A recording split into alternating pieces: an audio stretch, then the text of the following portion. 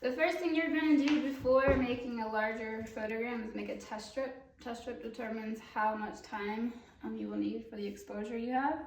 You'll have a skinny piece of paper, glossy side up. You're going to place your objects on top. So I have my digital negative, I have my mask, and I have some of these globes. Next step is to get a piece of mat board. This blocks the light. I'm going to cover everything up but 1 inch of that test strip paper. Hit my timer.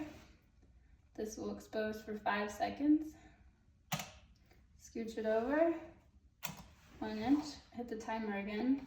The first section now has 10 seconds. You're going to do this 4 or 5 times. It's good to remember how many clicks you do, so you know your first, where you started first, has 20, and your last section has 5 seconds. You're going to take this test strip into the developer and develop it.